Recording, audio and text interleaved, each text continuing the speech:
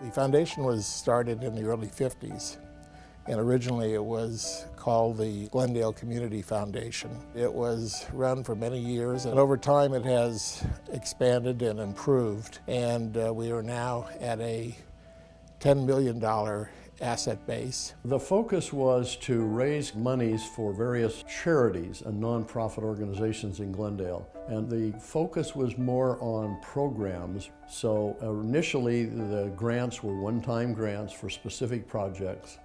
Also early on they made a number of student loans, and they had a loan program and a grant program that emphasized education as well.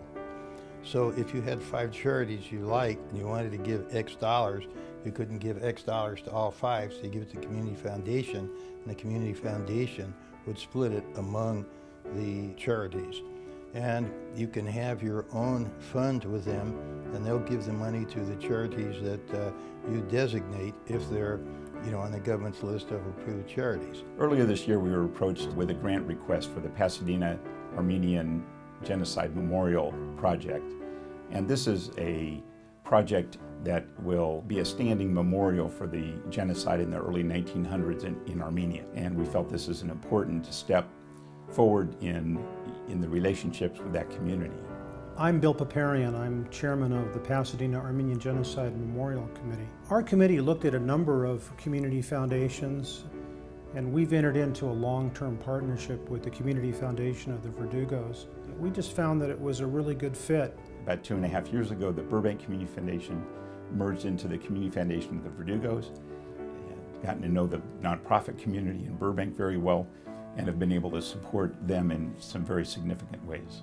One of the great entities over the past two and a half years coming into Burbank is the Community Foundation of the Verdugos. And I can't stress enough how important they are to the Burbank community already with their charitable contributions and gifts to help and assist the various organizations in Burbank and their needs. Hi, my name is Shanna Warren, and I'm the Executive Director and Chief Executive Officer of the Boys and Girls Club of Burbank. Our organization applied for a grant for our teen program, and we received funding for our college-bound program. And the funding from the Community Foundations of the Verdugo allowed many of our teens to be able to access technology to apply for scholarships for college, to write their essays for college, and to take an SAT preparatory course. It funded the computers, the curriculum. It was absolutely amazing, and we were very grateful for that opportunity. One of the important impacts that I've been able to view over the past few years is the community's needs at a lower income level.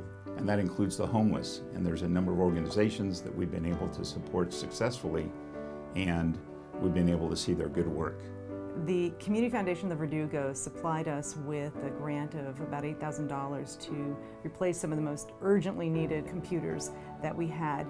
And that grant not only helped get us some equipment that was desperately needed because those were computers that were failing, but it was the lead grant that allowed us to leverage an additional $28,000 from the Olson Foundation. By having that initial investment from a local foundation, we were able then to completely redo our network as a whole, and for that I'm very, very grateful. We work with local nonprofits by helping them grow.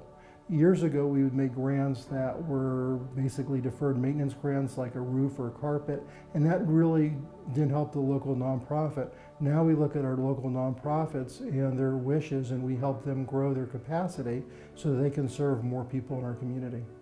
And they have become more ingrained into this community.